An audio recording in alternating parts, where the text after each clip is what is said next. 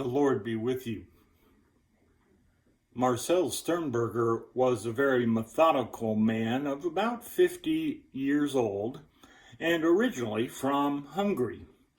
He always took the 909 Long Island Railroad train from his home in Woodside, New York, where he caught a subway into the city.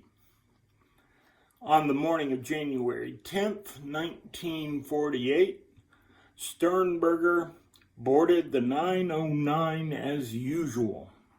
While on his way, he suddenly decided to visit a friend who lived in Brooklyn and was ill. He changed trains for Brooklyn, went to his friend's house, and stayed until mid-afternoon. He then boarded the subway to go to his office. The car was crowded, and there seemed no chance of a seat. But just as he entered, a man sitting by the door jumped up to leave. Marcel slipped into the empty spot. He normally did not speak to anyone, but noticed that the person sitting on his left was reading a Hungarian language newspaper. That prompted him to greet this person with a Hungarian greeting. The man was surprised, but a conversation followed. His new friend's name was Bela Paskin. A law student when World War II started, he had been put into a German labor battalion and sent to the Ukraine.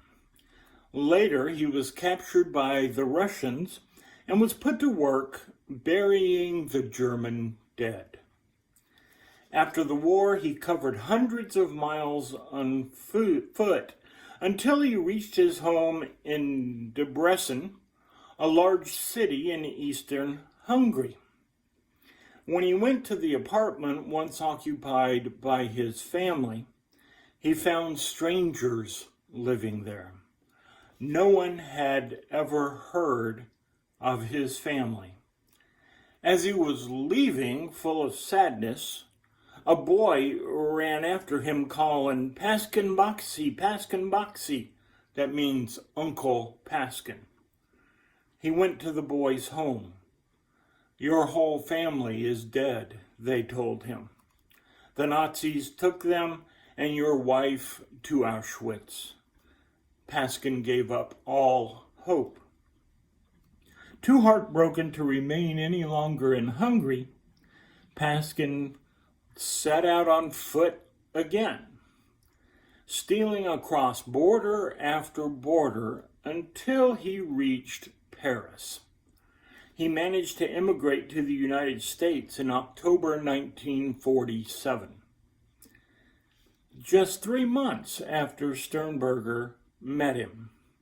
All the time Paskin had been talking, Marcel kept thinking that somehow his story seemed familiar. A young woman whom he had met recently at the home of friends from the same town in Hungary had told him a very similar story about Auschwitz, then being sent to work in a German's munitions factory, about relatives all killed in the gas chambers, liberated by Americans, and brought to the U.S. in the first boatload of displaced persons in 1946. Her story had moved Paskin so much that he had written down her address and phone number, intending to invite her to meet his family to help relieve the terrible emptiness in her life. It seemed impossible that there could be any connection between these two people. But as he neared his station, he asked Paskin, "Was your wife's name Marya?" Bella turned pale. "Yes," he answered. "How did you know?" He looked as if he were about to faint. Sternberger said, "Let's get off the train." He took him by the arm at the next station and led him to a phone booth. He stood there like a man in a trance while Sternberger dialed her phone number. It seemed hours before Marya Poskin answered. When he heard her voice at last, he told her who he was and asked her to describe her husband. She seemed surprised at the request, but offered a description. He then asked her where she had lived in Hungary, and she not only named the town, but gave him the address. Asking her to hold the line for a moment, he turned to Paskin and said, "Did you and your wife live on such and such a street?" "Yes," Bella exclaimed. He was now white and trembling. "Try to be calm," Marcel urged. "Something miraculous is about to happen to you. Here, take this telephone and talk to your wife." He nodded his head in mute bewilderment, his eyes bright with tears. Was it all chance? The unplanned decision to visit a sick friend? Someone getting off the subway just as he entered?